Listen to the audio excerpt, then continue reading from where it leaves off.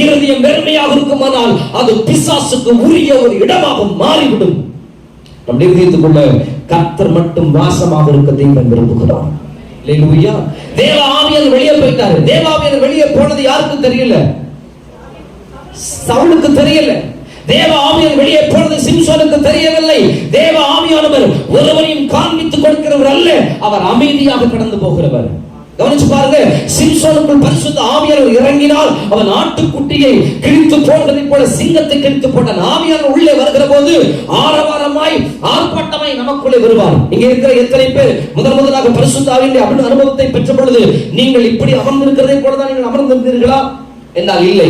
பரிசுத்த ஆவியானவர் நமக்குள்ளே வந்த பொழுது நாம் பற்பல பாஷைகளை பேசணும். நம்ம யாராலும் என்ன பண்ண முடியல, கண்ட்ரோல் பண்ண முடியல. கீழே விழுந்தோம், உருண்டோம், பிறண்டோம். நமக்குள்ள ஆவியானவர் வந்துட்டாருங்கிறத மற்றவங்க என்ன செஞ்சுக்கிட்டாங்க, தெரிஞ்சுக்கிட்டாங்க. ஆனால் ஆவியானவர் வெளியே போகிற போது நம்ம உருள்றது இல்ல, பிறன்றது இல்ல. அவர் அமைதியாக நம்ம விட்டு போய்விடுகிறார். அவர் சொல்லாம போயிட்டாருன்னா நமக்கு என்ன பண்ணல. சிம்சோனுக்குள்ள இருந்த ஆவியானவர் வெளியே போய்விட்டபடியினால் சிம்சோனுக்குள்ள தன்னை விட்டு ஆவியானவர் போனார்னு என்ன பண்ணல.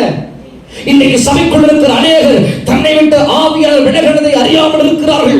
அருமையான கர்த்தருடைய பிள்ளையே, உன்னோடு கூட உன் ஆவியானவர் உன்னுடன் இருக்கிறாரா? உன் ஆவியானவர் உனக்குள்ளே வாசம் பண்ணுகிறாரா? உன் ஆவியானவர் உனக்குள்ளே வாசம் பண்ணுகிறாரா? உன் ஆவியானவர் உனக்குள்ளே இருக்கிறாரா என்கிற ஒரு உணர்வும் தெளிவும் உனக்குள்ளே காணப்படட்டும். ஆவியானவர் சொல்லாமல் கொள்ளாமல் போய் விடுவார். ஆனால் பிசாசு உள்ளே வருகிற போது எப்படி வருவான்? அமைதியா வருவான். அவன் வரதே இல்லை, செய்யாது, தெரியாது.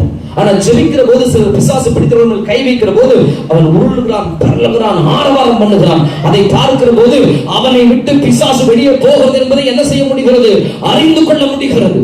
அருமையான கர்த்தருடைய பிள்ளைகளே, ஆவியானவர் உள்ள வரும்போது எப்படி வருவாரு? சத்தமாய் வருவார்.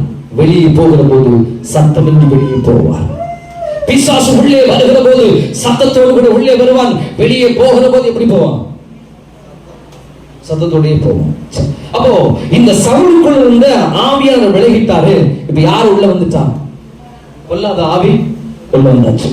பொல்லாத ஆவி உள்ள வந்த பொழுது இப்பொழுது அவனுக்குள் இருக்கிற இந்த பொல்லாத ஆவியை அகற்ற வேண்டுமானால் ஒரு வாசிப்பதிலே தேறினவன் ஒருவன் தேவைப்படுகிறான். அல்லேலூயா.